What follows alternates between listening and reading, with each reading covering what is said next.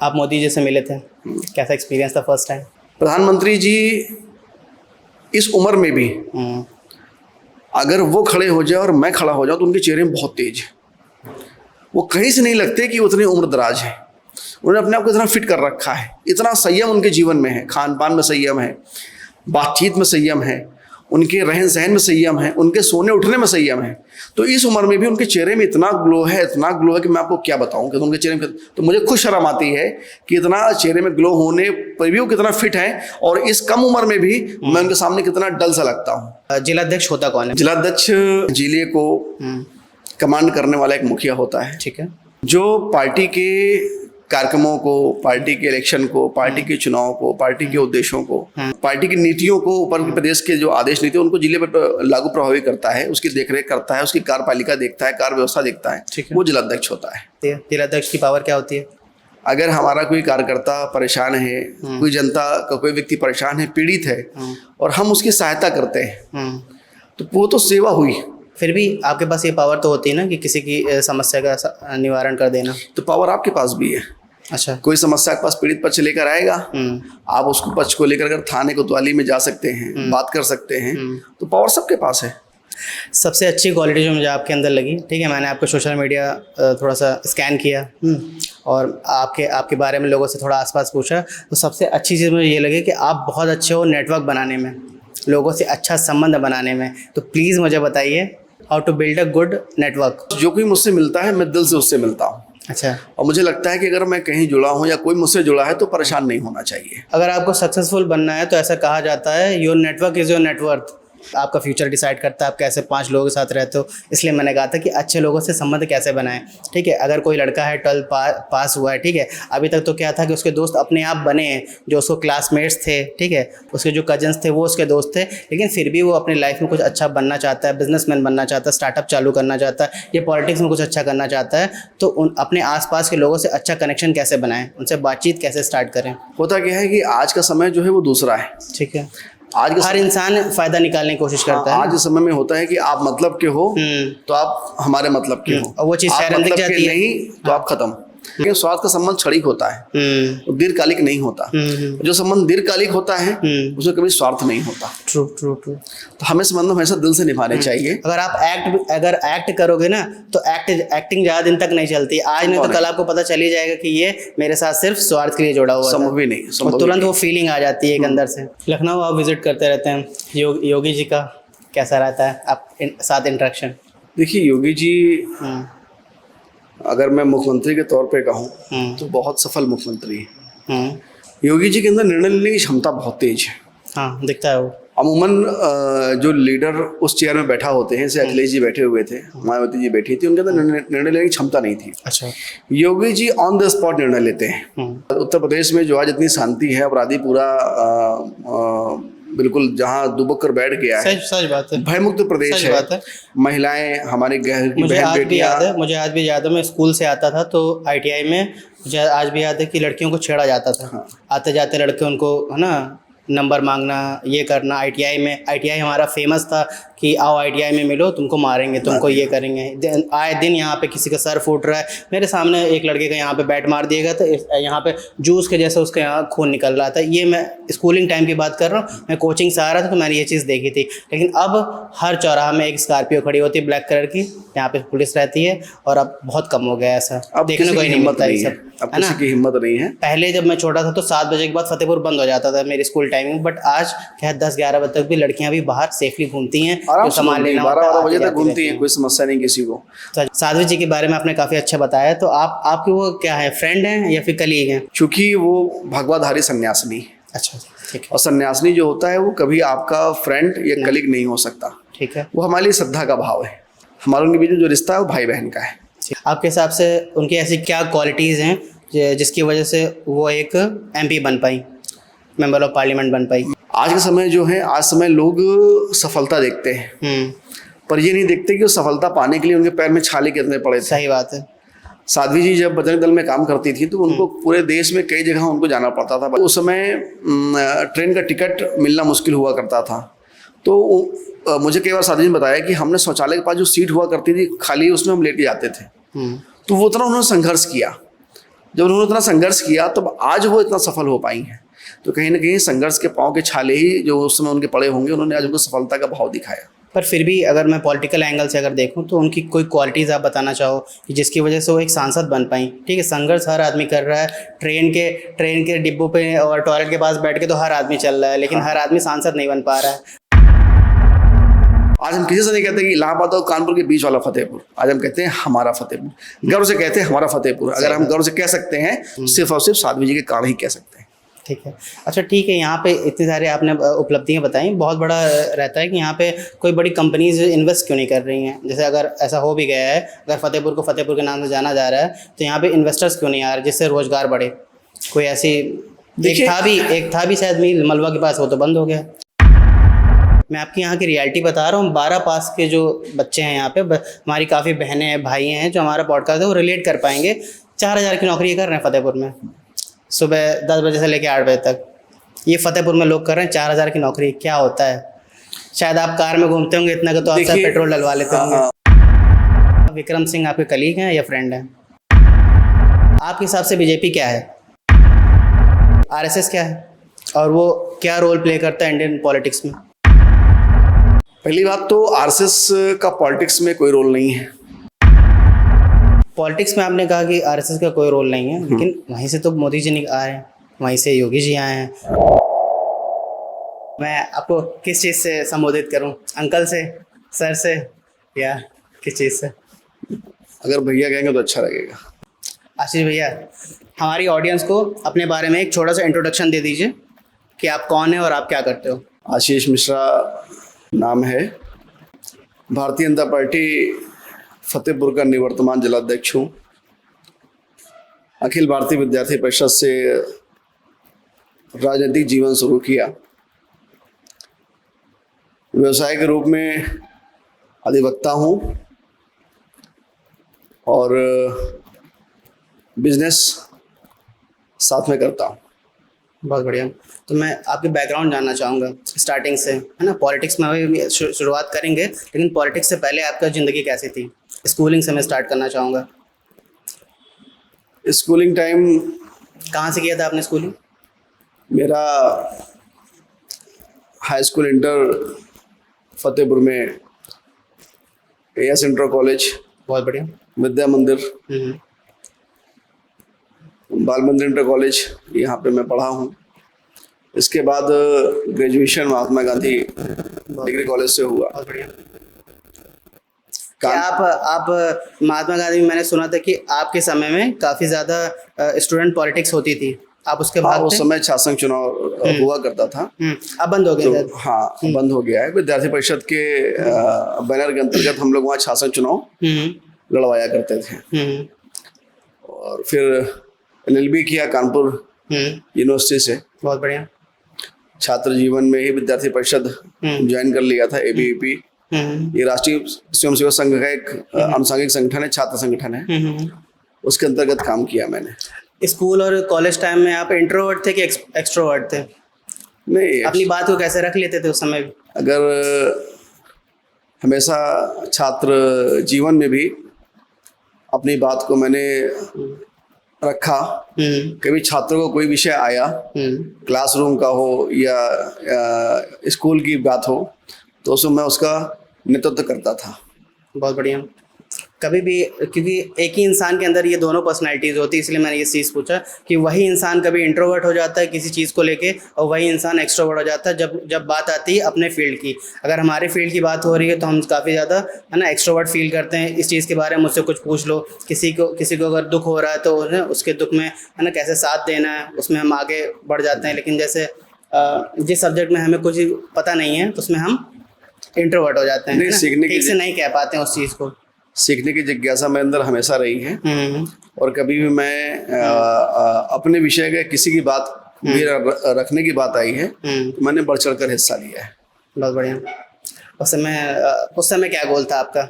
शुरू से ही पॉलिटिक्स में एंटर करना चाहते थे या फिर जब स्कूल में थे तो कुछ और गोल था आपका जीवन में? नहीं, देखिए, गोल कोई सोच समझकर या उसको लेकर नहीं चलता है। सही बात है। हम लोग के समय जब स्कूल की लाइफ थी तो स्कूल की लाइफ में आज के समय के अनुसार परसेंटेज की मारामारी नहीं थी। ठीक है। आजकल हम देखते हैं कि आजकल गार्जियन अपने बच्चे के लिए अगर 1% भी उसका नंबर कम आ गया बहुत तो उनको लगता है कि बच्चा हमारा और कुछ नहीं कर यही पाएगा। कारण है कि आज बॉयज ज्यादा हो रहे हैं, मेन नहीं है हमारे हाँ, सोसाइटीज में। बहुत ज्यादा सॉफ्ट बॉयज है ना, निकल के आ रहे हैं। बहुत सॉफ्टवेयर निकल के आ रहे हैं। उनके अंदर दर्द सहने की क्षमता नहीं है। उनके अंदर हल्का सा चोट लग जाए तो वो उनके अंदर क्षमता नहीं है। मम्मा स्टार्ट कर देंगे। तो उसका कारण क्या है कि हम लोग जब स्कूल लाइफ में पढ़ा करते थे तो हम लोग के लिए स्कूल लाइफ में पढ़ाई में परसेंटेज मोटो नहीं था। ट्रू। हम लोग लगता था कि हम लोग बस पढ़ लें, अच्छे नंबर आए, इतना ही बहुत है। ट्रू। आज के परिदृश्य में चीजें बदली हैं। आज पॉइंट की लड़ाई है। पहले हम लोग के समय हम लोग को ये कहा जाता था कि नहीं, अच्छे इंसान बनो, पढ़ो लिखो, समझदार बनो। आज के समय क्या है, आज के समय माता पिता बच्चों के ऊपर भार लाद रहे हैं, पॉइंट का, परसेंटेज का, नंबर का। 90% पाकर भी वो संतुष्ट नहीं है और हम लोग 60% पाकर 53% पाकर भी अपने आप को बहुत गौरवान्वित महसूस हुआ करते थे। वो और आज तब और अब में इतना बड़ा अंतर आया है। सही बात है। आपके हिसाब से लाइफ में सही रोल मॉडल होना कितना जरूरी है? देखिए, लाइफ में सही रोल मॉडल जिसको हम सुनते हैं, देखते हैं। नहीं, मैं वही में कह रहा हूँ, हमसे लाइफ में सही रोल मॉडल कौन कैसा होता है ये हम नहीं तय करते, ये समय तय करता है। अच्छा। समय इसलिए तय करता है कि रोल मॉडल हमारा उद्देश्य कुछ बनने का है। ठीक है। हम कुछ उद्देश्य लेके चल रहे हैं, अचानक लाइफ एक टर्न लाती है, उस टर्न में हमारी गाड़ी दाएं से जाकर बाएं मुड़ जाती है, तो रोल मॉडल हमारी आवश्यकता के अनुसार चेंज होते रहते हैं। लेकिन फिर भी अगर आज के परिदृश्य में हमको जीवन जीना है, हमको रोल मॉडल अपने एक ऐसा रखना चाहिए जो खाली हमको संस्कार दे सके। ठीक है। अगर अच्छे संस्कार आपके जीवन में उपलब्ध हैं तो अच्छे संस्कार से ही आपसे अच्छी शिक्षा भी पाएंगे, अच्छे संस्कार से आप योग्य और अच्छे व्यक्ति भी बनेंगे। आप किसे मानते हैं रोल मॉडल? अगर पॉलिटिक्स में पूछेंगे मुझसे तो मैं कहूँगा अटल बिहारी वाजपेयी, नरेंद्र मोदी जी। बहुत बढ़िया। रोल मॉडल अगर आप मुझसे सेवा भाव में पूछेंगे तो मैं कहूँगा मदर टेरेसा। ठीक है। रोल मॉडल अगर आप मुझसे देश के लिए पूछेंगे तो मैं कहूँगा चंद्रशेखर आजाद जी, ठीक है। स्वामी विवेकानंद जी, ठीक है। बिजनेसमैन सुभाष चंद्र बोस जी। अगर बिजनेसमैन पूछेंगे तो मैं कहूँगा रतन टाटा। वाह। क्योंकि रतन टाटा ने देश को एक पहचान दिया। ट्रू। और रतन टाटा का जीवन जो कुछ भी रहा, देखिए पैसा सब कोई कमाता है, पर पैसा कमाने के साथ जो मान सम्मान कमाया वो सिर्फ रतन टाटा ने ही कमाया है देश के अंदर रह के। बहुत बढ़िया। अच्छा, ठीक है, इसकी बात होगी। स्कूल टाइम पे आपके रोल मॉडल कौन थे जब आपका समय चल रहा था, उस दौर पे जब आप टीवी देखते थे? देखिए, किसे आप अपना रोल मॉडल मानते थे? स्कूल टाइम में तो हम लोग के समय टीवी सीरियल में क्या आता था, चंद्रकांता, ठीक है, और रामायण महाभारत। ठीक है। उस समय चैनल से एक ही था, डीडी दूरदर्शन। कोई हमारे पास विकल्प नहीं था कि हम 335 चैनल हम रिमोट लेके अप एंड डाउन करें, नहीं था।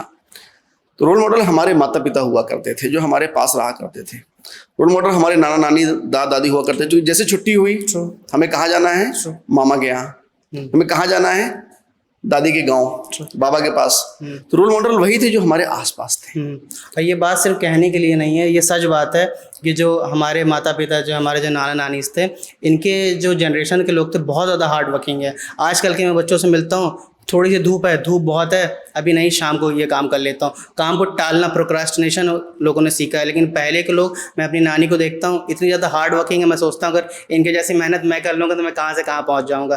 पहले के लोग बहुत ज़्यादा हार्ड वर्किंग होते थे। जो आपने कहा ना कि हमारे रोल मॉडल माता पिता हैं, हम उनसे ये चीज़ तो सीख ही सकते हैं कि मेहनत बहुत ज़्यादा वो करते थे। आज के बच्चे वैसे बिल्कुल नहीं हैं, बहुत सॉफ्ट हैं आजकल के बच्चे। बहुत सॉफ्ट उनको बना दिया गया, वो है नहीं, सॉफ्ट उनको बनाया गया। पहले के समय क्या हुआ करता था, मुझे आज भी याद है, पहले के समय में अगर हम बाहर खेल रहे हैं, बाहर साइकिल चला रहे हैं और हमारे सगे चाचा नहीं, परिवार के चाचा भी हमको देख ले तो हम साइकिल छोड़ के बातें थे कि घर में जाके मार खाएंगे। और आज समय क्या है, आज समय में परिवर्तन, समय बदला है। दूर के तो छोड़िए, परिवार छोड़िए, सगे चाचा अपने भतीजे को नहीं डांट सकते, नहीं मार सकते, क्योंकि ये हमने उनको बताया कि तुम्हारे जीवन में माता पिता ही सब कुछ हैं। पहले के समय क्या था, हमारा परिवार सब कुछ हुआ करता था, तो रिटर्न हम ही ने किया। आजकल थोड़ा टीचर्स भी अगर कुछ थोड़ा डांट देते हैं, थोड़ा मार देते हैं, तो पेरेंट्स टीचर पे ही आगे कहने लग जाते हैं कि आपने मेरे बच्चों को टीचर ने डांटा नहीं, पेरेंट्स तुरंत एप्लीकेशन लेके थाने में खड़े हैं। और हमारे समय में करता था कि हमारे, अगर हम टीचर की शिकायत करते थे, हमारे पिताजी जाते थे, बोलते इसको और मारो, और मारो, इसने कोई शिकायत कैसे की। सच बात है, सच बात है। ये अंतर आया है। बहुत बढ़िया। तो नेक्स्ट सवाल, अब हम पॉलिटिक्स पे आगे बढ़ते हैं। जिलाध्यक्ष होता कौन है? जिलाध्यक्ष पार्टी का जिले को कमांड करने वाला एक मुखिया होता है। ठीक है। जिस तरह हम ये कह सकते हैं कि हमारे घर में मुखिया हमारे माता पिता दादा दादी होते हैं, उसी का उदाहरण लेके मैं आपको देता हूँ कि पार्टी में भी एक मुखिया होता है जिलाध्यक्ष, जो पार्टी के कार्यक्रमों को, पार्टी के इलेक्शन को, पार्टी के चुनाव को, पार्टी के उद्देश्यों को, वो पार्टी की नीतियों को, ऊपर प्रदेश के जो आदेश नीति उनको जिले पर लागू प्रभावी करता है, उसकी देखरेख करता है, उसकी कार्यपालिका देखता है, कार्य व्यवस्था देखता है, वो जिलाध्यक्ष होता है। क्या क्या रिस्पॉन्सिबिलिटीज होती हैं उनकी, अगर ऐसे इन रिस्पॉन्सिबिलिटी जिलाध्यक्ष के ऊपर सबसे ज्यादा होती है? ठीक है। कार्य की सुचारुता से लेकर कार्य की समाप्ति तक, और कार्य की समाप्ति से लेकर कार्य के परिणाम तक, ये सारे जिम्मेदारी जिलाध्यक्ष की होती है। अच्छा, तो आप काम करवाते हो? काम करवाते भी हैं और काम करते भी। एज अ मैनेजर, जैसा कॉर्पोरेट में एक मैनेजर होता है, वो सबसे काम करवाता है। मैनेजर की तुलना 10 से नहीं कर सकते। अच्छा। मैनेजर, चूंकि मैनेजर जो होता है, मैनेजर पेड होता है। ठीक है। अध्यक्ष पेड नहीं होता। अध्यक्ष नहीं, मैं एज काम के रोल पे। अध्यक्ष पार्टी की नीति की, पार्टी की सेवाओं को, पार्टी के कार्यों को, पार्टी के भाव को लेकर जमीन में जो उतरता है उसको जिलाध्यक्ष कहते हैं। ठीक है। उनकी पावर्स क्या होती है? जिलाध्यक्ष की पावर क्या होती है? पावर होती कुछ नहीं है, पावर दी नहीं जाती है। अच्छा। अगर हमारा कोई कार्यकर्ता परेशान है, कोई जनता का कोई व्यक्ति परेशान है, पीड़ित है, और हम उसकी सहायता करते हैं, तो वो तो सेवा हुई। और पावर तो मुझे लगता है एक शब्द होता है। पावर को अध्यक्ष से पावर की तुलना कोई नहीं हो सकती। अध्यक्ष अलग व्यवस्था है, पावर अलग व्यवस्था है। ठीक है। फिर भी आपके पास ये पावर तो होती है ना कि किसी की समस्या का निवारण कर देना। तो पावर आपके पास भी है। अच्छा। कोई समस्या के पास पीड़ित पक्ष लेकर आएगा, आप उसको पक्ष को लेकर अगर थाने कोतवाली में जा सकते हैं, बात कर सकते हैं, तो पावर सबके पास है। अच्छा। स्वतंत्रता का अधिकार हमारे संविधान में निहित है, पावर सबके पास है। अगर आप अपने राइट्स जानते हो, है ना, और उस राइट्स को समझ के लोगों के लिए सही से यूज करते हो, समझ कर उसकी सही जगह उपयोगिता करना ही, दैट इज पावर। हाँ। तो आपने शुरुआत कैसे की थी पॉलिटिक्स में? LLB के बाद स्टार्ट किया था कि कहाँ से स्टार्ट किया था? क्लास 9th से ही, मैं छात्र जीवन से ही मैं पॉलिटिक्स में आ गया था। अच्छा। कैसे, मतलब किसी को देखकर या फिर आपके परिवार में ऐसा माहौल था? घटना मैं आपको छोटी सी बताता हूँ। उस समय मैं AS कॉलेज में पढ़ता था। ठीक है। और अखिल भारतीय विद्यार्थी परिषद का एक स्कूल बंद अभियान चालू हुआ था। स्कूल बंद अभियान छात्रों की फीस वृद्धि को लेकर था। स्कूल बंद अभियान के अंतर्गत उस समय विद्यार्थी परिषद के बहुत सारे लोग हमारे कॉलेज में आए और नारेबाजी कर रहे थे। क्लास से हम भी बाहर निकले कि भाई क्या हो रहा, देखने के लिए उत्सुकता थी, क्योंकि पॉलिटिकल नेतृत्व तो समय मेरे अंदर था। तो बहुत से लोग खड़े थे, नारेबाजी हो रही थी। तो उस समय विद्यार्थी परिषद के एक नेता हुआ करते थे, अनु श्रीवास्तव। उन्होंने मुझसे कहा घंटा बजा दो। तो मैं गया और लिया, जो रखा था घंटा वाला हथौड़ा, उसको लेकर पूरा मैंने घंटा बजा दिया। छुट्टी हो गई, सब बच्चे बाहर निकल गए। तो वो घंटा बजाना ही उस दिन का वो दिन था और आज का दिन है। अच्छा। उस दिन से मैं छात्र राजनीति में और भारतीय जनता पार्टी में शामिल हो गया था। विद्यार्थी परिषद में उसी दिन मैंने ज्वाइन कर लिया था। वो घंटा बस बजाया है और आज तक फिर मैंने पीछे मुड़ के नहीं देखा। क्लास 9th में एक जो लड़का होता है काफ़ी कोमल होता है ना, दुनिया की सच्चाइयों से इतना रूबरू नहीं होता है, तो कुछ तो ऐसा इंस्पायर किया होगा ना, यार यहाँ मुझे बिलोंग करना है ना, इनके बीच में मुझे बिलोंग करना है। देखिए होता क्या है कि नेतृत्व, जो व्यक्ति नेता होता है, नेता कोई बनता नहीं है। अच्छा। उसके पीछे कोई ना कोई होता है जो उसको उठाकर नेता बनाता है। हमेशा हमेशा कोई व्यक्ति स्वतः चाहे कि मैं वहां से उठकर सीधे आ जाऊं, संभव नहीं है। कोई व्यक्ति आपके जीवन में ऐसा होगा। अगर आप IAS बने हैं, कोई अच्छा गुरु होगा जिसने आपको मार्गदर्शन उस लाइन में दिया होगा। आप डॉक्टर बने होंगे तो कोई ऐसा गुरु होगा जिसने आपको MBBS की लाइन में दिया होगा। आप इंजीनियर बने हो तो कोई ना कोई ऐसा होगा। उस तरह पॉलिटिक्स भी एज लाइक वही है। अगर हम पॉलिटिक्स में आए हैं तो कोई ऐसा व्यक्ति होगा जिसने हमको आगे बढ़ाया होगा। तो उस समय मैंने घंटा बजाया कॉलेज का, छुट्टी कर दी। तो जो अन्य स्वास्थ्य उन्होंने मुझको बड़े गौर से देखा, यार ये लड़का है जिसने घंटा बजा दिया। नहीं ऐसे कौन किसी की हिम्मत जो जाके स्कूल घंटा बजा दे। मैंने बेल बजाई, सबकी छुट्टी हो गई। तो मुझे उन्होंने अगले दिन बुलाया, मुझसे मिले बोले एबीपी में काम करो, मैंने कहा बिल्कुल करेंगे काम एबीपी में। तो उस समय विद्यार्थी परिषद की संस्था हमने 2 रुपए की रसीद कटा कर लिया था और हमने उस समय लगभग 2-2,500 छात्रों को हमने संस्था दिलाई थी। दिलाया तो विद्यार्थी परिषद में हमने काम किया तो उनको भी अच्छा लगा हमारा काम देख के और हमें भी अच्छा लगा काम करके, आगे बढ़ते चले गए। मतलब ठीक है, आप ऐसे संगठन से आपने जुड़े, ठीक है, फिर बीजेपी से कैसे जुड़े, जिला अध्यक्ष कैसे बने, थोड़ा सा मैं इसमें जानना चाहूँगा। अखिल भारतीय विद्यार्थी परिषद में मैंने एक बहुत बड़ी जर्नी होती है, ठीक है, अभी तो आप बैठे हो मेरे सामने, पर इसके पीछे बहुत बड़ी जर्नी है, उसको छोटा सा अगर अखिल भारतीय विद्यार्थी परिषद में काम करने के उपरांत एक बार जो अनु श्रीवास्तव जी थे, वो उनके साथ मुझे लंबा समय काम करने का मौका मिला और हम लोग साथ में कन्नौज का लोकसभा चुनाव था।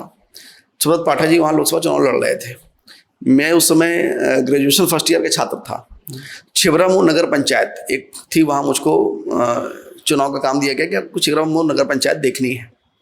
नया लड़का, मैं पहुँचा तो मुझे लोगों ने कहा कि अरे यार ये नया लड़का क्या ये चुनाव देख पाएगा, बीए फर्स्ट ईयर मतलब ग्रेजुएशन फर्स्ट ईयर। तो मैंने कहा भाई परिणाम तो देना ही है। मैं वहाँ गया, वहाँ समाजवादी पार्टी बहुत बुरी तरह हावी हुआ करती थी, क्योंकि छिबरामऊ नगर पंचायत में ही एक घटना बहुत पहले घटी, इसमें शायद किसी भारतीय जनता पार्टी कार्यकर्ता की हत्या की गई थी चुनाव के समय। तो किस सन की बात कर रहे हैं? ये सन है एग्जैक्ट मैं आपको नहीं बता पाऊंगा। तो वहाँ पे माहौल बड़ा अजीब सा था। अब वहाँ पे ये शायद बात आप बिफोर मोदी एरा बात कर रहे हैं? हाँ पहले की है ना, बिफोर मोदी एरा, ठीक है, पहले की है। तो उस समय वहाँ माहौल बड़ा खराब था। लोग सपा का इतना आतंक था कि लोग वहाँ पे वोट मांगने में और बाहर के लीडर आकर थोड़ा दबते थे। मुझे वहाँ के लोगों ने बताया कि भाई साहब देखो, चुपचाप आराम से आओ, चुपचाप राजनीति करो, यहाँ का माहौल ठीक नहीं है। तो मैं तो चूंकि हल्की उम्र का था, लड़कपन और अंदर तेज बहुत तगड़ा था, सीधे पहुंच गया सपा के जो वहाँ के सपा के नेता हुआ करते थे, उनके घर गया। मैंने उनसे बातचीत की, बोले भाई साहब मतलब बड़ा काम करेगा। हमने कहा भाई साहब काम तो हम करने ही आए, काम तो हम करेंगे। तो उनको ये लगा कि नहीं ठीक है लड़का, अब विश्वास में है हमारे, कुछ नहीं होगा यहाँ पे। मैं धीरे धीरे अंदर मैं काम करता रहा और अंदर काम करने का परिणाम ये रहा कि छिबरामऊ नगर पंचायत में जब भारतीय जनता पार्टी को 100-200 वोट मिला करते थे, जब मैं वहां पर चुनाव कराकर लौटा हूं तो भारतीय जनता पार्टी को वहां पे 1200 वोट मिले थे। तो ये परिणाम था। बहुत बढ़िया। इसके बाद हमारे गुरु आदरणीय सोनदेव सिंह जी कालपी विधानसभा चुनाव लड़े। मैं वहां गया चुनाव लड़वाने के लिए। तो कालपी नगर पंचायत उसमें हुआ करती थी, उसका हमको काम दिया गया, हेडक्वार्टर था वो। तो वहाँ पे मैंने बहुत तेज़ी से बैठकें कराई, बहुत तेज़ी से लोगों को जोड़ा, मैंने बहुत तेज़ी से वोटर लिस्ट में काम करवाया। तो परिणाम ये हुआ कि सबको लगा कि नहीं परिणाम लड़का दे सकता है, परिणाम अच्छा है। तो मुझको राजनीतिक अनुभव वहाँ से प्राप्त हुआ। सुदन देव जी के उन्होंने मुझे गुरु की तरह आगे बढ़ाया, उन्होंने मुझे शिष्य की तरह अच्छी सीख दिया। तो सुदन देव जी का मेरे राजनीतिक जीवन में बहुत बड़ा योगदान है। फिर मैं युवा मोर्चा का अध्यक्ष बना। ठीक है। युवा मोर्चा अध्यक्ष बनने के बाद लगभग 7 साल, यानी आप कह सकते हैं कि 2 टर्म से ज़्यादा मैं लंबा कार्यकाल रहा। 7 साल में युवा मोर्चा का अध्यक्ष रहा। ठीक है। युवा मोर्चा अध्यक्ष के रहने के दौरान मैंने उस समय पहला चुनाव यहाँ पे साध्वी जी लड़ रही थी लोकसभा का। अच्छा। उनको हमने चुनाव लड़वाया। ठीक है। बहुत बड़ा युवाओं ने उसमें योगदान दिया था। तो साध्वी जी का भी स्नेह प्रेम मुझको बहुत अच्छा मिला। देन उसके बाद फिर मैं बहुत सारे मैंने विधानसभा चुनाव लड़वाए। मैं खाका के विधायक कृष्ण पासवान जी का विधानसभा का संयोजक भी रहा। खाका चुनाव में उनको मैंने चुनाव जितवाया। ठीक है। उसके बाद फिर सीधे भारतीय जनता पार्टी में जिला उपाध्यक्ष बना और लगभग 1 साल 1.25 साल जिला उपाध्यक्ष रहा और फिर सीधे जिला अध्यक्ष बना। अच्छा। जिला अध्यक्ष में मेरा 3 साल 9 महीने कार्यकाल रहा। मैंने पूरा कार्यकाल पूरा किया, उसके ऊपर मेरा कार्यकाल गया 3 साल 9 महीना। पार्टी के हमारे अध्यक्ष का कार्यकाल 3 साल का होता है। अच्छा अच्छा। कि मेरा कार्यकाल 3 साल के ऊपर का गया। तो उसी समय लगभग बहुत सारे चुनाव हुए, जिला पंचायत जितवाया और नगर पालिका नगर पंचायत बड़ी संख्या में जितवाई मैंने और जिला पंचायत सदस्यों को जितवाया, विधानसभा चुनाव लोकसभा चुनाव जितवाया। तो ऐसे अपना तो चलता रहा। जिला अध्यक्ष बनने के बाद कुछ चेंज हुआ आपके आसपास, आपके दोस्तों में, आपके परिवार में? देखिए होता क्या है कि चेंज वही होता है जहाँ कोई हमें नहीं जानता। जहाँ कोई हमें जानता है, दिन भर उठता बैठता है, तो घर की मुर्गी दाल बराबर, ट्रू। वहाँ कोई चेंजिंग नहीं होती है। तो अगर हमारे जीवन में हम चेंज हो जाएं तो हम चेंज हो जाएंगे तो हम अपने अंदर के आशीष को खत्म कर देंगे। हम चाहे कुछ भी हो जाए, पर अपना व्यवहार, अपना आचार, अपने मित्र, अपने लोगों को अगर हम बदल देंगे तो वहाँ से हम समाप्त हो जाएंगे। ट्रू। सबसे अच्छी क्वालिटी जो मुझे आपके अंदर लगी, ठीक है, मैंने आपको सोशल मीडिया थोड़ा सा स्कैन किया और आपके बारे में लोगों से थोड़ा आसपास पूछा, तो सबसे अच्छी चीज़ मुझे ये लगी कि आप बहुत अच्छे हो नेटवर्क बनाने में, लोगों से अच्छा संबंध बनाने में। तो प्लीज़ मुझे बताइए कि लोगों से अच्छा संबंध, how to build a good network. देखिए मैंने अभी आपसे कहा कि हमारे अंदर अब चूंकि आप कह रहे हैं नेटवर्क, मुझे तो आज तक नहीं समझ में आया कि मैं अच्छा नेटवर्क बना सकता हूँ, क्योंकि बस जो कोई मुझसे मिलता है मैं दिल से उससे मिलता हूँ। अच्छा। और मुझे लगता है कि अगर मैं कहीं जुड़ा हूँ या कोई मुझसे जुड़ा है तो परेशान नहीं होना चाहिए, वो किसी तकलीफ में नहीं होना चाहिए। अगर आपको समस्या तकलीफ है तो आपके बगैर बताए मैं अगर आपके काम आया तो मैं आपका मित्र, अगर आपके कहने के बाद मैं आपके काम आऊँ तो मित्रता किस चीज़ की। तो मेरा जो नेचर है स्वतः आगे बढ़कर लोगों की सहायता करना है, मैं उनके कहने का इंतजार नहीं करता।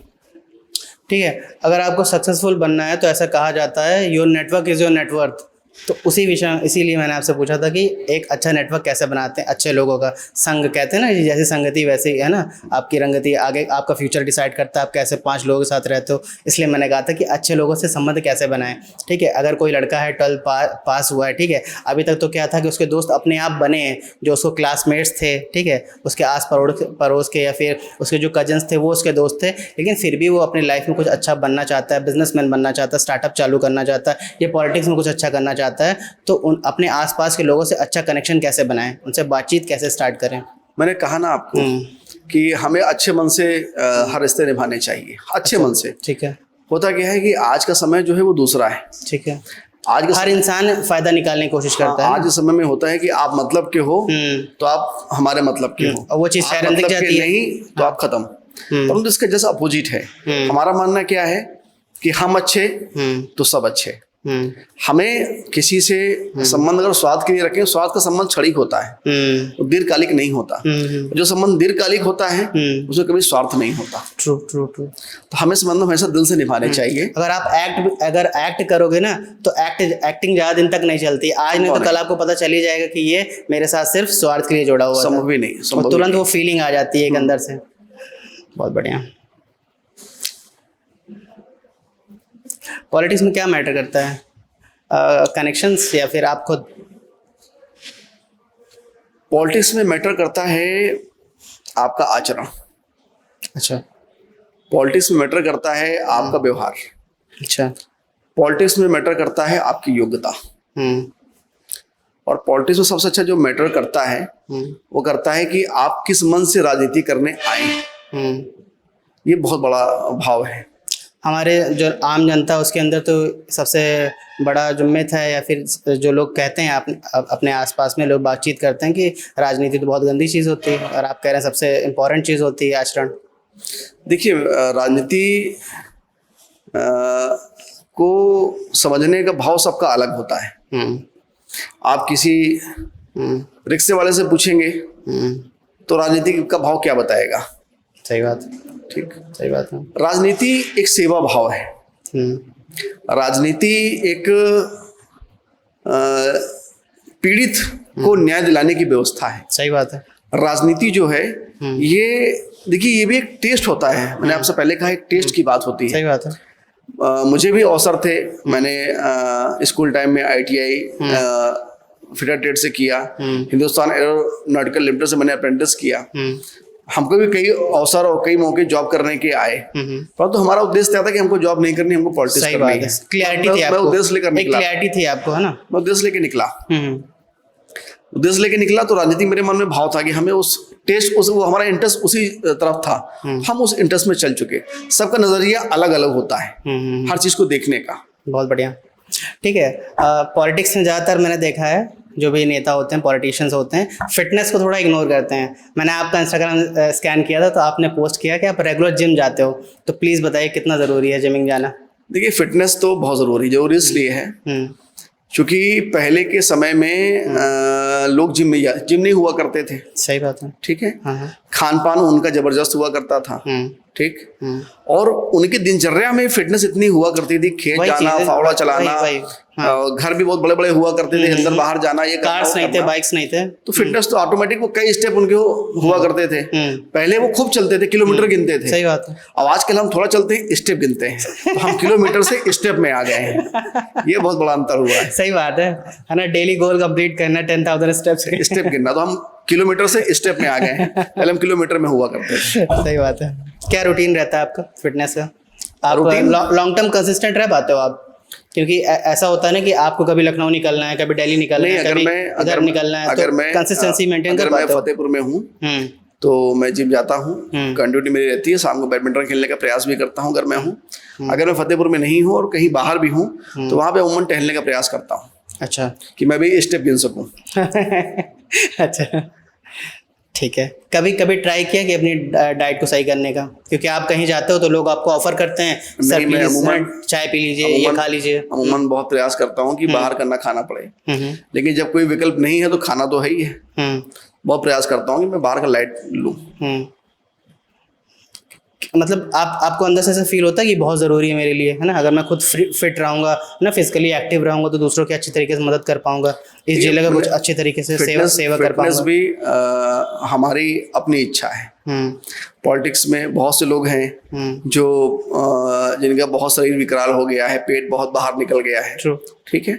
तो वो उनका नजरिया है, हमारा नजरिया ये है कि अगर हमको पॉलिटिक्स हम सेवा बहुत तभी कर पाएंगे जब हम खुद स्वस्थ होंगे। जब हम ही स्वस्थ नहीं है, हम ही नहीं घुटनों से चल पा रहे हैं, तो हम किसी पीड़ित की क्या सहायता करेंगे? हमारे जो उत्तर प्रदेश में काफी फेमस है ना कि रील्स आजकल है ना, ऑनलाइन गैंगस्टर काफी होते हैं ना, थार से निकल रहे हैं, कट्टा दिखा रहे हैं कि तुम कितनी भी बॉडी बना लो, आएंगे तो गोली के सामने तुम्हारी बॉडी थोड़ी काम आएगी। तो उनको क्या बताना चाहोगे फिटनेस के लिए? देखिए, रियल और रियल दोनों में जमीन आसमान का अंतर होता है। ठीक है। रियल लाइफ और रियल लाइफ। तो चूंकि है क्या कि वो मैं आजकल देखता हूँ बहुत से लोग रील पे आते हैं, बहुत से बच्चे रील बना रहे हैं, बहुत से बड़े बुजुर्ग रील बना रहे हैं, कुछ अच्छे बना रहे हैं, कुछ फुहड़ता पूर्वक बना रहे हैं। अच्छा। पर अगर फुहड़ता पूर्वक को बना रहे हैं तो फुहड़ता पूर्वक बनाकर उनको और फुहड़ता वो आगे इसलिए बढ़ा रहे हैं क्योंकि लोग उनको देख रहे हैं, लोग उनकी रील को देख रहे हैं। तो आजकल समाज का नजरिया और समाज का परिदृश्य भी बदला है। समाज में कई प्रकार के लोग आ गए हैं, कुछ को अच्छी रील पसंद है, कुछ को फुहड़ता पसंद है। तो हम पे निर्भर करता है कि हम क्या देख रहे हैं। बाकी रियल और रील दोनों में जमीन आसमान का अंतर होता है। तो इन सब चीज़ों पे ना पड़े, फिटनेस पे ध्यान दें ना। फिटनेस पे ध्यान दें। आप मोदी जी से मिले थे, कैसा एक्सपीरियंस था फर्स्ट टाइम? आदरणीय प्रधानमंत्री से मैं कई बार मिल चुका हूँ और जितनी बार मिलता हूँ उतनी बार हर बार उनसे कुछ सीखने का प्रयास करता हूँ। हर बार नया लगता है, जितना मिलता हूँ तो और मिलने का मन करता है। फर्स्ट टाइम जब मिलने गए थे तो क्या फील हो रहा था कुछ? मैं जब फर्स्ट टाइम उनसे मिला था तो फतेहपुर में ही विधानसभा चुनाव या लोकसभा चुनाव था, उस समय मेरी उनसे मुलाकात हुई थी। परिचय दिया, उन्होंने पीठ थपथपाई। तो उनको जो देखकर मुझे एक भाव आया वो मैं आपसे शेयर करता हूँ और दर्शकों को शेयर करता हूँ। प्रधानमंत्री जी इस उम्र में भी अगर वो खड़े हो जाए और मैं खड़ा हो जाऊं तो उनके चेहरे में बहुत तेज है। वो कहीं से नहीं लगते कि उतनी उम्र दराज है। उन्होंने अपने आप को इतना फिट कर रखा है, इतना संयम उनके जीवन में है, खान पान में संयम है, बातचीत में संयम है, उनके रहन सहन में संयम है, उनके सोने उठने में संयम है। तो इस उम्र में भी उनके चेहरे में इतना ग्लो है, इतना ग्लो है कि मैं आपको क्या बताऊं कि उनके चेहरे में। तो मुझे खुद शर्म आती है कि इतना चेहरे में ग्लो होने पर भी वो कितना फिट है और इस कम उम्र में भी मैं उनके सामने कितना डल सा लगता हूँ। तो उनकी फिटनेस तो जबरदस्त इंस्पायर करते हैं आपको। हाँ ना? वो आइडियल है मेरे लिए फिटनेस में। उनका खान पान, उनका रहन सहन, उनका जीवन मेरे लिए आइडियल है फिटनेस में। उन्होंने कोई एडवाइस दी आपको पर्टिकुलरली? एडवाइस तो जनसेवा के और बेहतरी के लिए? देखिए, एडवाइस तो उनके साथ जितनी बार मिला, अभी मैं लास्ट टाइम मिलने गया था आदरणीय साध्वी जी के साथ, तो मैंने फतेहपुर का इतिहास की एक पुस्तक बनी हुई है। वो हमारे भदबा के एक कवि हैं, उन्होंने बनाई थी। क्या नाम है? शुक्ला जी हैं, मुझे उनका नाम अभी विस्मृत हो रहा है पूरा। तो उसकी वो पुस्तक मैंने प्रधानमंत्री जी को भेंट किया था। आदि एक कवि अपने फतेहपुर में है, मधुसूदन दीक्षित जी, उनकी पुस्तक मैंने उनको भेंट किया था। तो उन्होंने मुझसे पुस्तक के लिए बोले इसमें, तो मैंने कहा वैसे इसमें पूरा फतेहपुर का इतिहास है। फतेहपुर में 52 क्रांतिकारियों को फांसी दी गई थी, उसका पूरा इतिहास है। फतेहपुर में क्रांतिकारियों का जितना वो हुआ उसका पूरा इतिहास है। तो उन्होंने उस पुस्तक को लिया और कहा मैं इसको पढ़ूंगा। तो हर चीज को वो अपने जो लेते हैं उसको अध्ययन करते हैं, पढ़ते हैं, समझते हैं। तो ये मैंने उनसे सीखा है कि अगर आपको राजनीति में आगे बढ़ना है तो आपकी शिक्षा की जानकारी, विषय की जानकारी, विषय की गहनता, ये आपको पूरी होनी चाहिए। मोदी जी के अंदर मुझे लगता है वो काफ़ी करेजियस है, हिम्मत है उनके अंदर, और हमेशा लर्न करते रहते हैं ना, कंटिन्यूस लर्निंग उनके अंदर है। कुछ भी नई चीज़ उनको सीखने को मिलती है तो तुरंत वो सीखने का प्रयास करते हैं। पूरा इसीलिए शायद वो आज देश के प्रधानमंत्री हैं। हाँ, पूरा। लखनऊ आप विजिट करते रहते हैं, योगी जी का कैसा रहता है आप साथ इंटरेक्शन? देखिए, योगी जी अगर मैं मुख्यमंत्री के तौर पे कहूँ तो बहुत सफल मुख्यमंत्री है। योगी जी के अंदर निर्णय लेने की क्षमता बहुत तेज है। हाँ, दिखता है वो। अमूमन जो लीडर उस चेयर में बैठा होते हैं, जैसे अखिलेश जी बैठे हुए थे, मायावती जी बैठी थी, उनके अंदर निर्णय लेने की क्षमता नहीं थी। अच्छा। Yogi ji on the spot निर्णय लेते हैं। उन्हें हमारे उत्तर प्रदेश में जो आज इतनी शांति है, अपराधी पूरा बिल्कुल जहाँ दुबक कर बैठ गया है, सच बात है, भयमुक्त प्रदेश है। महिलाएं हमारे घर की मुझे आज भी याद है मैं स्कूल से आता था तो ITI में मुझे आज भी याद है कि लड़कियों को छेड़ा जाता था। हाँ। आते जाते लड़के उनको है ना नंबर मांगना, ये करना। ITI हमारा फेमस था कि आओ ITI में मिलो, तुमको मारेंगे, तुमको ये करेंगे। आए दिन यहाँ पे किसी का सर फूट रहा है, मेरे सामने एक लड़के का यहाँ पे बैट मार दिया गया था, यहाँ पे जूस के जैसे उसके यहाँ खून निकल रहा था। ये मैं स्कूलिंग टाइम की बात कर रहा हूँ, मैं कोचिंग से आ रहा था तो मैंने ये चीज़ देखी थी। लेकिन अब हर चौराहा में एक स्कॉर्पियो खड़ी होती है ब्लैक कलर की, यहाँ पे पुलिस रहती है, और अब बहुत कम हो गया ऐसा, अब देखने को ही नहीं मिलता ये सब, है ना? की हिम्मत नहीं है। पहले जब मैं छोटा था तो 7 बजे के बाद फतेहपुर बंद हो जाता था मेरी स्कूल टाइमिंग, बट आज क्या 10-11 बजे तक भी लड़कियां भी बाहर सेफली घूमती हैं, जो सामान लेना 12 बजे तक घूमती हैं, कोई समस्या नहीं किसी को। तो अब हमारा योगी जी की वजह से काफी भयमुक्त हुआ है। योगी और मोदी जी के कारण हमारा पूरा देश प्रदेश पूरा भयमुक्त है। आपको मैं एक छोटा सा उदाहरण देता हूँ। अगर आप पहले की याद करें, पहले जब हम लोग बसों में चलते तो बसों में क्या लिखा रहता था? किसी लावारिस वस्तु को न छुए, बम हो सकती है। आप कहीं देखा है क्या? कहीं लिखा रहता है क्या? ये आत्मविश्वास और ये सुरक्षा हमको आदरणीय प्रधानमंत्री जी, आदरणीय मुख्यमंत्री जी ने दिया है हमारे देश के लोगों को, प्रदेश के लोगों को। सही बात है। और यूपी के हर रहने वाला ये विटनेस कर सकता है कि क्या क्या चेंजेस आए जब से योगी जी आए। बहुत चीजें हैं। अब ऐसी कोई चीज कहीं नहीं लिखी होती इससे हमारी जनता में भय व्याप्त हो। हमारी जनता गौरवान्वित होकर सर उठाकर, हमारे बहन बेटे सर उठाकर चल सकती है। ये हमारे मोदी जी, योगी जी ने हमको दिया है। सर उठा के जो बात आपने कही है, 2014 के बाद जो सनातनी एक जो वेव आई है, सिर्फ मोदी जी और योगी जी की वजह से हुआ है। सब पूरा देश प्रदेश सब सुरक्षित है। क्योंकि पहले क्या था ना कि लोग अपने आप को हिंदू कहने में भी, बताने में भी शर्माते थे। मैं हिंदू हूँ यार, है ना? जैसे मुस्लिम लोग गर्व से कहते हैं मैं मुस्लिम हूँ, मैं 5 टाइम की नमाज पढ़ता हूँ, ठीक है। हिंदू में नहीं था ये। आज वो गर्व की फीलिंग योगी जी और मोदी जी ने दी है हिंदुओं को। अब आपको एक उदाहरण और दे रहा हूँ। आज बड़ा मंगल है। बड़े मंगल में आप पूरा शहर घूमिए, इतनी जगह भंडारा चल रहा है। पहले ऐसा नहीं होता था। सही बात है, सही बात है। अब हमारा जो हिंदू है वो गौरवान्वित हो रहा है, वो जागृत हो रहा है। सब लोग बाहर सुरक्षा का भाव महसूस कर रहे हैं और आगे बढ़ चलकर सनातन के उद्देश्य में हिस्सा ले रहे हैं। ट्रू। और एक और बीजेपी लीडर स्मृति ईरानी जी, ठीक है, उनकी से भी आप शायद मुलाकात मैंने काफ़ी बार देखी है, आपने फोटोज़ उनके साथ पोस्ट कर रखी है। तो जैसे हम उनको ऑन स्क्रीन देखते हैं, क्या ऑफ स्क्रीन भी वैसी ही हैं वो? देखिए, वो बिल्कुल वैसी ही हैं। ऑन स्क्रीन और ऑफ स्क्रीन में कोई अंतर नहीं है। बस एक पावरफुल लेडी दिखती है ना वो ऑन स्क्रीन। बहुत अच्छी वक्ता है और बहुत योग्य, बहुत शिक्षित और समाज सेवा में बढ़ चढ़ कर हिस्सा लेने वाली।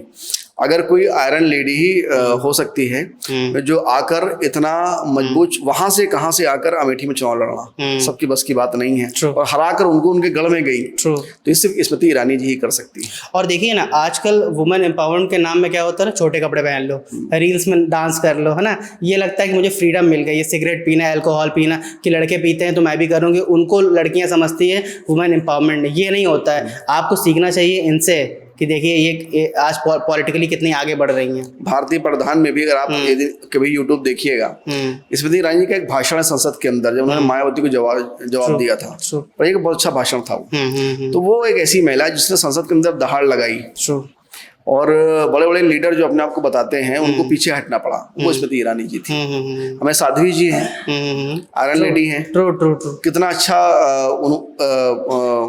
उनका भाषण कला, उनकी समाज सेवा, कितने गरीब मजदूर की बेटी, उनके पिताजी मजदूरी किया करते थे, गरीब मजदूर की बेटी, उनसे वो कई बार जब हमारी बातचीत होती थी तो बोली थी कि जब मैं संन्यास ले रही थी, संन्यास लेने के लिए मुझको मेरे भाई लोग रोक रहे थे, और तब मैंने संन्यास लिया।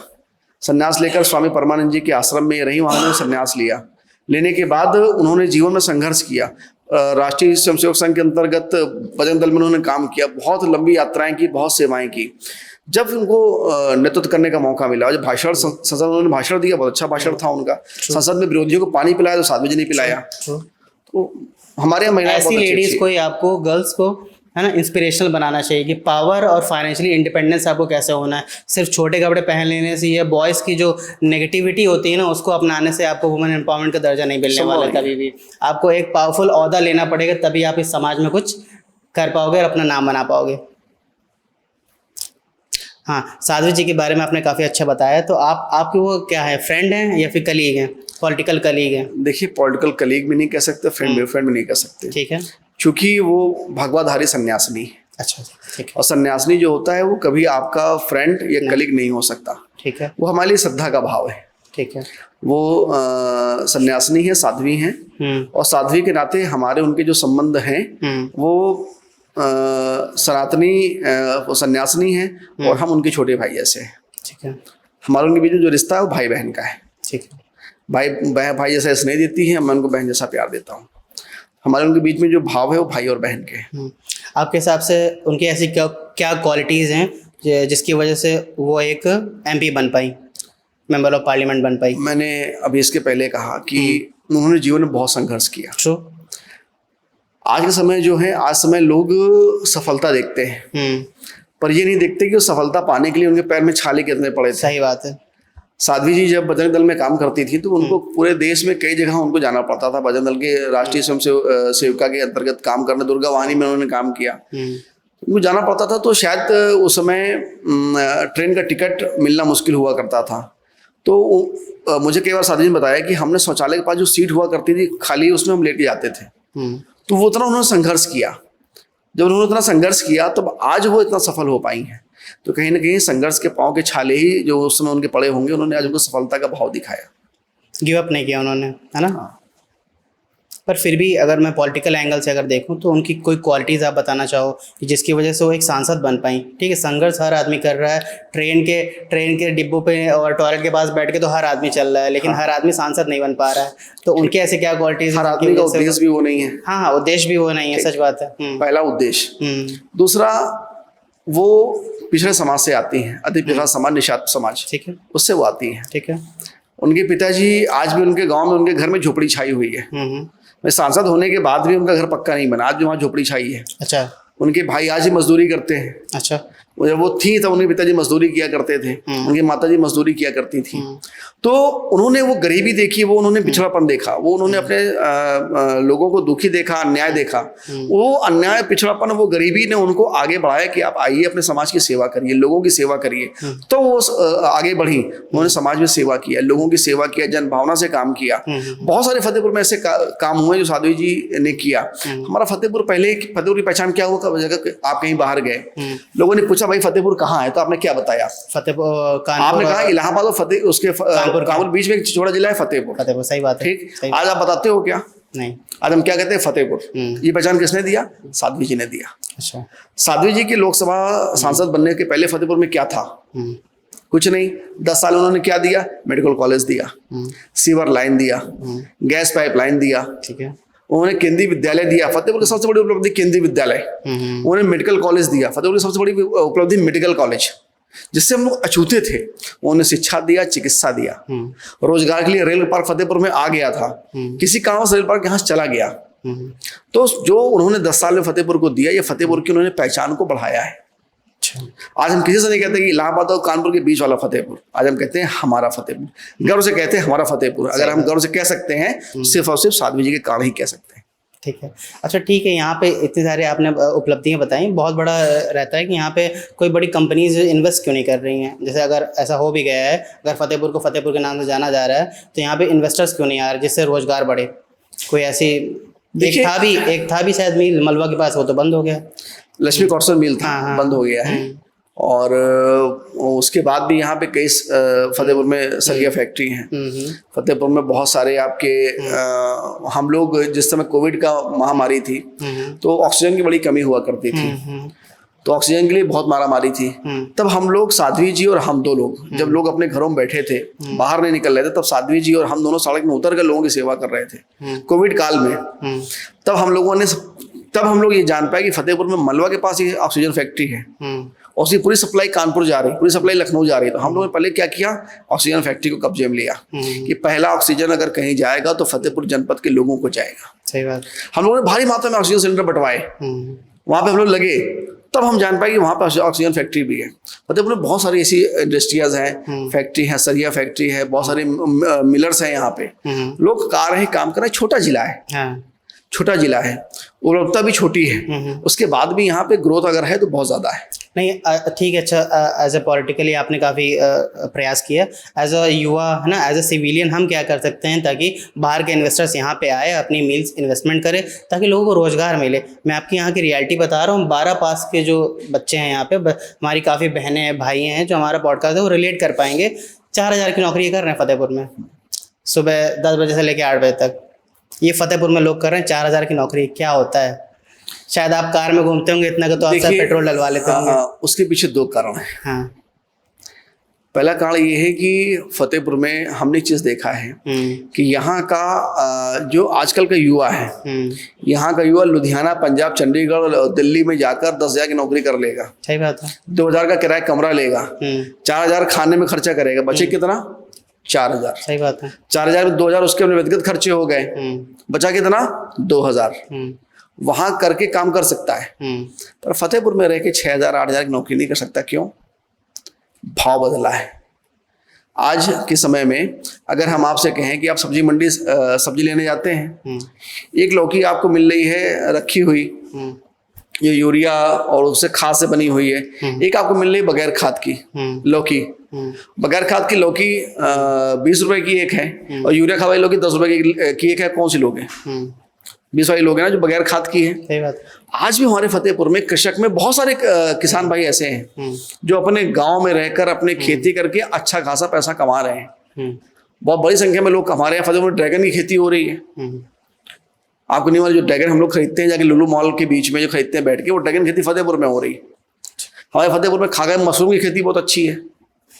ऐसा नहीं है, अवसर बहुत सारे हैं, अवसर हम लोग कर नहीं रहे। क्यों नहीं कर रहे हैं? क्योंकि हमारे मन में ये भाव आ गया है कि फतेहपुर कुछ करने के लिए है ही नहीं। अच्छा भाई, जहां हम पैदा हुए, जहां हम पले, जहां हम बढ़े, जहां हमने अन्न खाया, जहां हम सांसें ले रहे हैं, वहां कुछ करने के लिए कैसे नहीं? बहुत कुछ करने के लिए। अपने अंदर भाव तो लाइए। हमारे मुख्यमंत्री जी, हमारे प्रधानमंत्री जी 5 लाख का मुद्रा लोन दे रहे हैं। 5 लाख का मुद्रा लोन करने के लिए बिजनेस बहुत अच्छा खासा है। कोई क्यों नहीं कर रहा? आप चाहे 10,000 की नौकरी जाके पंजाब लुधियाना में कर सकते हैं, पर आप अपने गांव में नहीं कर सकते। तो ये हमें विचार बदलना पड़ेगा, ये भाव बदलना पड़ेगा। ऐसा नहीं कि नौकरी ही सब कुछ होती है। हम स्वरोजगार के माध्यम से आत्मनिर्भर भारत, जो प्रधानमंत्री जी नाम दिया है, उसके माध्यम से अगर हम काम करेंगे तो हम 10,000 की नौकरी रखने वाले भी रख सकते हैं। सच बात है। अगर हर इंसान अगर नौकरी मांगेगा तो नौकरी देगा क्यों, है ना?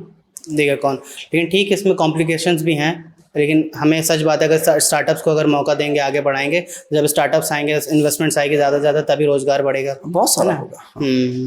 सही बात है। एक हमारे यहाँ के बीजेपी के ही हैं, ठीक है, विक्रम सिंह, वो आपके कौन है? फिर से वही सवाल पूछूंगा। विक्रम सिंह आपके कलीग हैं या फ्रेंड हैं? कैसा रिश्ता है आपका उनके साथ? विक्रम सिंह पूर्व विधायक जी। मेरे मित्र हैं। जी, कब से आप उन्हें जानते हैं? विक्रम सिंह जी जब फतेहपुर में चुनाव लड़ने आए थे तब से हमारा उनका परिचय है। हम्म। हाँ, जब वो फतेहपुर में चुनाव लड़ने आए थे तब से ही हमारा उनका परिचय है। अच्छा, आपने उनकी ग्रोथ में कुछ हेल्प की? जी, आपने उनकी ग्रोथ में काफ़ी हेल्प की? एज ए कार्यकर्ता हमने उनको चुनाव में पूरा सहयोग किया। चुनाव में जो एक कार्यकर्ता के रूप में हमसे हो सकता है हमने बढ़ चढ़ कर हिस्सा लिया है। कभी किसी नेता से कभी कुछ खटास आपकी रही हो? नहीं, कभी नहीं। बिना नाम लिए अगर आप कुछ बताना चाहें? नहीं नहीं, कुछ नहीं। हमारे कभी किसी को, हमारा कोई दुश्मन है ही नहीं। अच्छा, कोई खटास, ऐसा हमारे मित्र हैं, भाई हैं। नहीं, ऐसा कैसा हो सकता है? ठीक है, आप अच्छा सोचते हैं ना, आपके बारे में तो कोई बुरा हमने क्या सोचता कहा, हम अच्छे तो सब अच्छा। नहीं, ऐसा होता हम नहीं, अपने लेकिन मन को रियलिटी पसंद नहीं रखते होती हैं। नहीं, रियलिटी यही जीवन में है। हम अच्छे तो सब अच्छा। अच्छा, ठीक है। एक एमएलए बनने के पीछे उनका, आपको क्या लगता है उनके अंदर क्या ऐसी क्वालिटीज थी जो वो 2 बार एमएलए रहे थे हमारे फतेहपुर के? अच्छे वक्ता हैं और शिक्षित हैं और अच्छा काम किया तभी एमएलए बने। एमएलए बनने के पीछे भी ऐसा नहीं कि संघर्ष उनका भी रहा होगा। डेफिनेटली अच्छा काम किया। डेफिनेटली, क्योंकि देखिए जैसे मैं खुद फतेहपुर में रहता हूँ, बहुत लोग एमएलए बने होंगे, ठीक है, बहुत लोग एमएलए अभी होंगे, लेकिन बच्चा उनका नाम नहीं जानता, लेकिन इनका नाम काफ़ी लोग जानते हैं। ठीक है, विक्रम सिंह का नाम हर इंसान जानता है। विक्रम सिंह साध्वी जी, बीजेपी जो जितने भी लीडर्स हैं, इनका नाम चलता है। अभी नहीं एट प्रेजेंट ये दोनों, लेकिन इन्हीं का नाम ज़्यादा चलता है। ठीक है, तो एट प्रेजेंट जो लोग हैं वो लोग ऐसा कुछ काम क्यों नहीं कर रहे हैं? उनका नाम क्यों नहीं हो पा रहा है? जो देखिए चेयरमैन भी सपा का है, ठीक है, एमएलए भी सपा का है, एमपी भी सपा का है, तो अभी वो लोग इतने हाइड क्यों रहते हैं यहाँ पे? उनका हम लोग चेहरा क्यों नहीं देखते? नहीं सर, नहीं हाइड इलेक्शन के बाद से। चूंकि है क्या कि आप फतेहपुर कॉन्स्टिट्यूंसी की बात कर रहे हैं। फतेहपुर कॉन्स्टिट्यूंसी में जो होगा उसी की बात होगी। आप अयासा कॉन्स्टिट्यूंसी जाइए तो वहाँ विकास गुप्ता की चर्चा होगी। आप खागा कॉन्स्टिट्यूंसी जाइए कृष्णा पासवान जी की होगी। बिलगी जाइए जय कुमार जैकी जी की होगी। जहानाबाद जाइए राजेंद्र पटेल जी की होगी। सबकी चर्चा अपनी अपनी कॉन्स्टिट्यूंसी में होती है। आप फतेहपुर की बात कर रहे हैं तो यहाँ कॉन्स्टिट्यूंसी विक्रम सिंह की चर्चा होगी। तो सबका अलग अलग चर्चा उनकी अपनी कॉन्स्टिट्यूंसी में होती है। हर नेता इतना लोकप्रिय क्यों नहीं बन पाता? देखिए, जो बनता है उसके पीछे वो ऐसे क्या चीज करता है जो सब कोई अपनी अपनी पाता जगह अपने अपने स्तर से लोकप्रिय हैं। हमारा देखने का नजरिया कुछ और हो सकता है, पर लोकप्रिय सब कोई अपनी अपनी जगह पे है। सबकी अपनी लोकप्रियता अपने अपने स्थान पे है।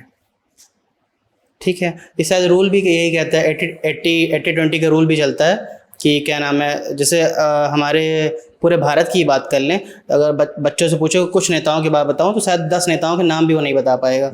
उनके बस योगी मोदी इन्हीं का नाम बताता है। तो ये शायद रूल्स भी होते हैं कि हर इंसान उस लेवल पे नहीं पहुंच पाता है। सही, ठीक है। आपकी मैंने फ़ोटो उनके साथ भी देखी थी, अमित तिवारी जी, ब्लॉक प्रमुख। वो कैसा, आपका छोटे भाई कहते हैं उन्हें? हाँ, छोटे भाई हमारे। कैसा काम कर रहे हैं? अच्छा, फतेहपुर में अच्छा काम कर रहे हैं। सरल है, मृदुल है, मृदुभाषी, अच्छा काम कर रहे हैं। कैसा फ्यूचर देखते हैं आप उनका? ब्राइट है। हाँ, ब्राइट है। ब्राइट है। कहाँ तक पहुँचने की उम्मीद है? उनका क्या लक्ष्य है आगे? जहाँ तक उनका उद्देश्य होगा।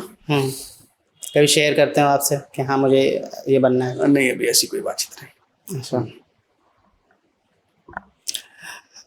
हमने एक पॉडकास्ट किया था अशोक तपस्वी जी के साथ, ठीक है, और समाज सेवी हैं, काफ़ी अच्छा काम करते हैं। कुछ लोगों का एक्सीडेंट हो जाता है तुरंत पहुंचते हैं, ठीक है, उनकी हेल्प करते हैं। तो उनके बारे में आपका क्या ओपिनियन है? अशोक तपस्वी जी बहुत अच्छे व्यक्ति हैं और समाज सेवी हैं। और अभी रिसेंटली इस चुनाव में लोकसभा वाले में अशोक तपस्वी जी की नाम मैंने उनका शॉर्ट आउट किया था प्रधानमंत्री से मिलवाने के लिए। अच्छा, मैंने इसमें 5 नाम ऐसे निकाले थे जो समाज सेवी हैं। ठीक है, तो उन लोगों को मैंने प्रधानमंत्री से मिलने का मौका भी दिलाया था। और अशोक तपस्वी जी वाकई में बहुत अच्छे और बहुत योग्य व्यक्ति हैं। बस काम करते हैं वो समाज सेवा के प्रति।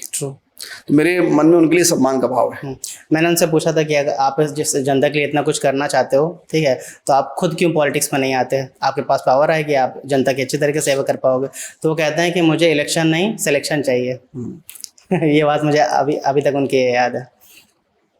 एक और नाम है, अलका नर्सिंग होम के सामने जस्ट डॉक्टर जितेंद्र शुक्ला बैठते हैं, आप जानते होंगे उन्हें, आपके छोटे भाई हैं, आपने मेंशन किया था। तो मैंने बचपन में सिर्फ सुना हुआ था कि डॉक्टर भगवान का दूसरा रूप होता है। उनसे मिलने के बाद मैंने इन रियलिटी देखा कि हाँ ऐसा सच में होता है। मैं काफ़ी बीमार पड़ गया था केदारनाथ से आने के बाद, तो ठीक है, उन्होंने मेरी फ्री ऑफ कॉस्ट काफ़ी इलाज किया। मैंने उनसे कहा भी प्लीज़ भैया ऐसा करिए। थोड़ा फाइनेंशियली मैं काफ़ी उस समय वीक था, तो उन्होंने बिल्कुल भी मुझसे एक चार्ज नहीं लिया। खुद फ़ोन करके मुझसे पूछते थे बेटा कोई प्रॉब्लम है ना हो तो कब मैं आ जाऊँ तुमको देखने के लिए, एक एक चीज़ मेरी देखते थे। शिवम तिवारी को भी काफ़ी, हमारा फतेहपुर शिवम तिवारी है, ठीक है, उनको प्रॉब्लम हुई थी तो खुद फ़ोन करके ये पूछते थे कि आपको कोई प्रॉब्लम तो नहीं है, क्यों नहीं आ रहे हो, तुमको बुलाया था ना इतने समय, प्रॉपर समय में क्यों दवाई नहीं ले रहे हो, अपना ख्याल रखो, यहाँ पे नहीं हो पा रहा तुम कानपुर चले जाओ। एकदम प्रैक्टिकल एक बड़े भैया जैसा एडवाइस देते हैं, बिल्कुल वैसे एडवाइस देते हैं। बहुत अच्छे व्यक्ति हैं वो, जितने से मैं व्यक्तिगत रूप से परिचित हूँ, बहुत अच्छे इंसान भी, बहुत अच्छे डॉक्टर भी हैं, उनका अनुभव बहुत अच्छा है। ठीक है, आपके हिसाब से बीजेपी क्या है? हमारे हिसाब से बीजेपी एक विचार है, बीजेपी एक दल है, बीजेपी एक कर्तव्य वाली पार्टी है, जहां पर हम पद लेने के बाद हमारी लायबिलिटी रहती है। बहुत से अच्छे अन्य पार्टी आप देखिए, नरेश उत्तम जी यहाँ से लोकसभा चुनाव जीत कर गए, सांसद बने, आपने देखा आज तक एक बार भी? वही मैंने अभी कहा ना कि मुझे दिखता ही नहीं, वो नहीं दिखे ना। ठीक, इसी जगह बीजेपी का सांसद होता तो उनको अपने कर्तव्य, अपने पद की निष्ठा, जो शपथ लेते हैं वो उनको पूरा करना होता है। ये हमारे दल में सिखाया जाता है कि अगर आपको कोई कार्य मिलेगा तो उस कार्य को निभाना आपका नैतिक कर्तव्य है, उससे आप भाग नहीं सकते। तो हमारा जो भारतीय जनता पार्टी है ये हमको सिखाता है कि अगर आप पद आपको मिला है, आपको सेवा करने का अवसर मिला है, तो आपको भारतीय जनता पार्टी की निष्ठा, भारतीय जनता पार्टी का समर्पण, भारतीय जनता पार्टी का सेवा भाव के साथ आपको जनता के बीच में रहना है। इसलिए हमारे जितने भी भारतीय जनता पार्टी के पदाधिकारी, भारतीय जनता पार्टी के नेता हैं, वो सब अपने कर्तव्यों का निर्वहन बराबर करते हैं। आपको भारतीय जनता पार्टी का सारा नेता फील्ड में मिलेगा, कभी कोई ऐसा नहीं कि 6 महीने बाद प्रकट हो गया हमारे सब हम आ गए, नहीं, हर समय उपलब्ध रहेगा। ये हमारी पार्टी के विचार है। आप पर्सनली किससे इंस्पायर होते हो? बीजेपी जितने भी लीडर्स हैं, मोदी जी और योगी जी के अलावा? देखिए, मोदी और योगी जी के अगर आप पूछेंगे तो मेरे जीवन में बहुत बड़ा अगर मुझे सीखने का अवसर प्राप्त हुआ है तो हमारे उसमें प्रदेश अध्यक्ष से माननीय सोहनदेव सिंह, जो आज कैबिनेट मंत्री हैं, उन्होंने, उससे मैंने बहुत कुछ सीखा है। हमारे प्रदेश संगठन महामंत्री उस समय हुआ करते थे, आजकल राष्ट्रीय महामंत्री सुनील बंसल जी अद्वितीय प्रतिभा के धनी व्यक्ति हैं, उनसे मैंने इलेक्शन कैसे लड़ाया ये मैंने उनसे सीखा है। अच्छा, वो इलेक्शन के मास्टर व्यक्ति हैं, उनसे मैंने इलेक्शन कैसे लड़ाया जाए मैंने उनसे सीखा है। हमारे क्षेत्रीय अध्यक्ष मानवेंद्र सिंह जी हुआ करते हैं, आजकल प्रदेश उपाध्यक्ष हैं, उनसे भी मैंने बहुत कुछ सीखा है। तो और वर्तमान में संगठन महामंत्री धर्मपाल जी, वो भी मेरे जीवन में, देखिए मैं लर्नर हूँ, मैं जहाँ भी मैंने आपसे बहुत कुछ सीखा है। तो जो कोई व्यक्ति मिले उससे उसकी अच्छी चीजें ले लो, निगेटिविटी वहीं छोड़ दो। जब आप सकारात्मक लोगे, सकारात्मक भाव से आगे चलोगे तो आपको कभी कोई दिक्कत नहीं आएगी। तो मैं सिर्फ सकारात्मक भाव लेता हूँ, निगेटिविटी मैं उन्हीं के साथ छोड़ देता हूँ। सही बात है, हम सबसे कुछ ना कुछ सीख सकते हैं। मुझे लगता है कि मैं आज भी ट्यूशन ले रहा हूँ, मैं आज भी सीखता हूँ, मेरे अंदर सीखने का भाव है और वैसे ही लोग आगे बढ़ते हैं। बस मुझे सीखना है। ठीक है, आरएसएस क्या है और वो क्या रोल प्ले करता है इंडियन पॉलिटिक्स में? पहली बात तो आरएसएस का पॉलिटिक्स में कोई रोल नहीं है। नहीं, ऐसा आरएसएस का पॉलिटिक्स से कोई लेना देना नहीं। अच्छा, ठीक, स्पष्ट बात।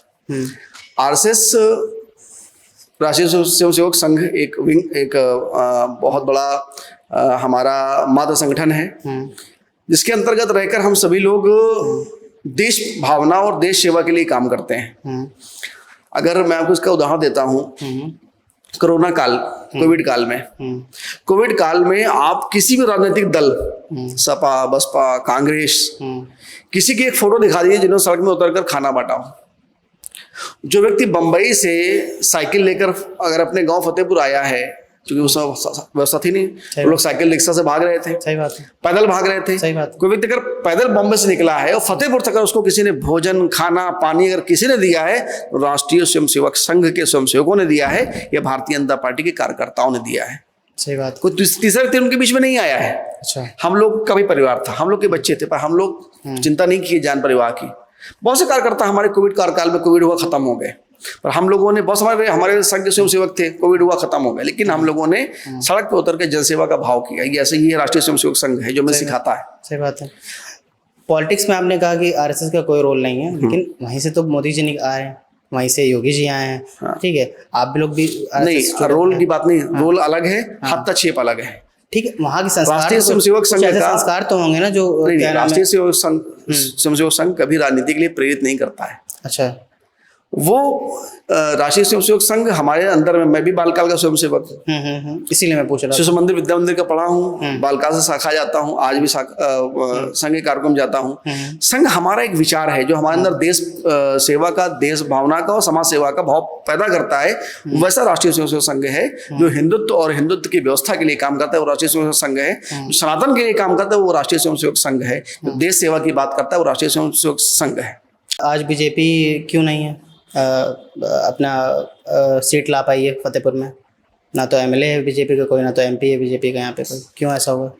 देखिए, अब चुनाव में दो ही चीज होती है, या तो जीत या तो हार।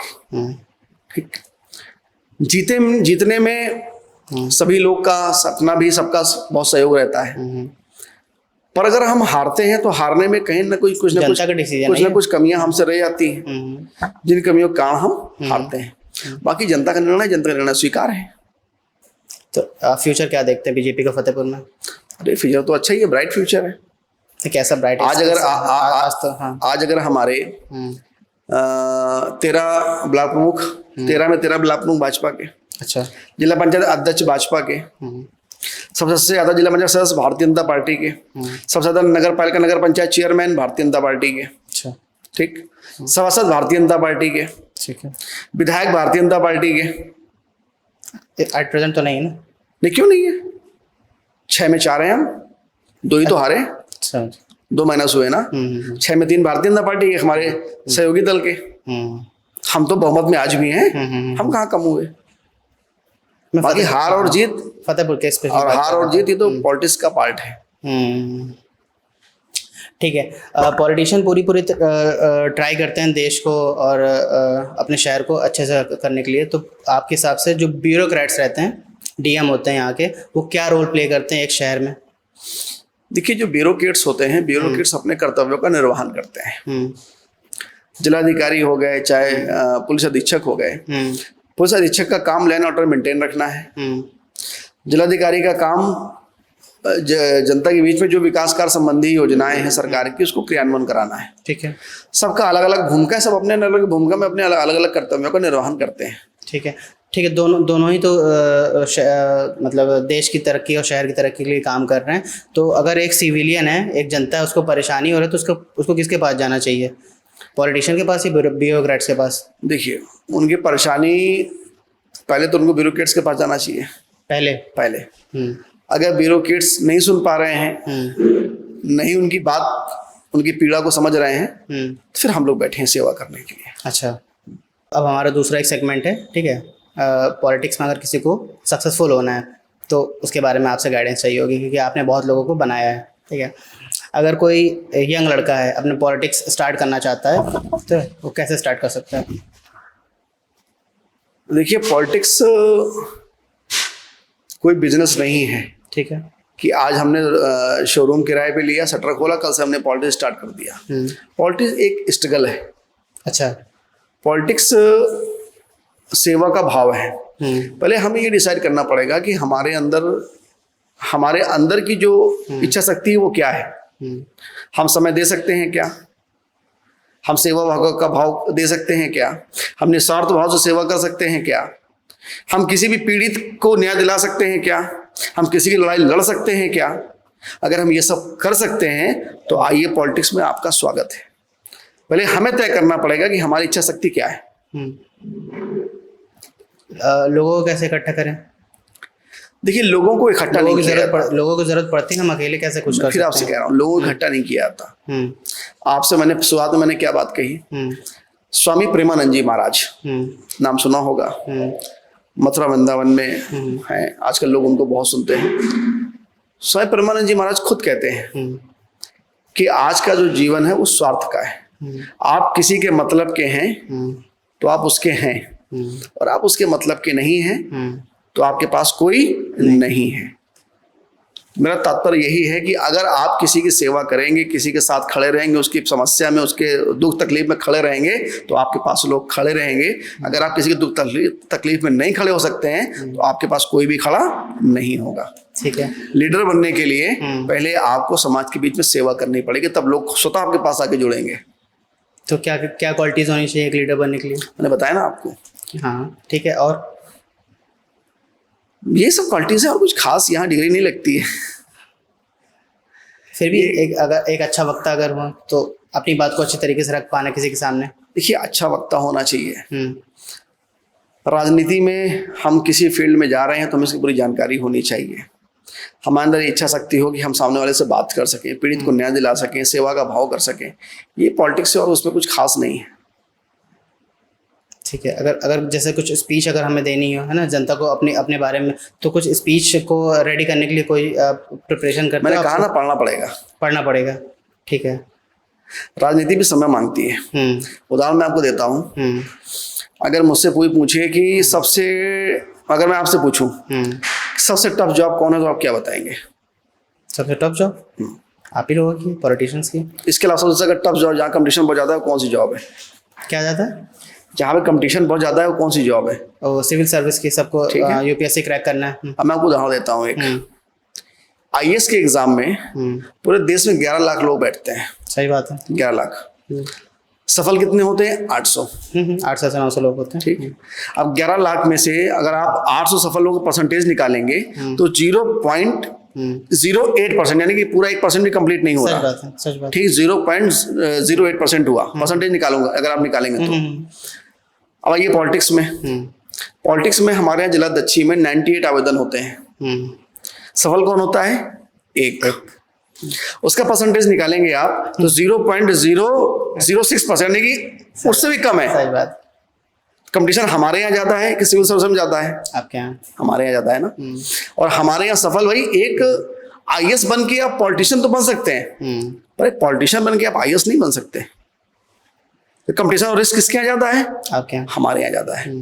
कंपटीशन भी है, रिस्क भी। अब भाई आप आईएएस तो बन गए, आईपीएस बन के रिटायर हो गए, आप चुनाव लड़ गए, नेता मंत्री बन गए।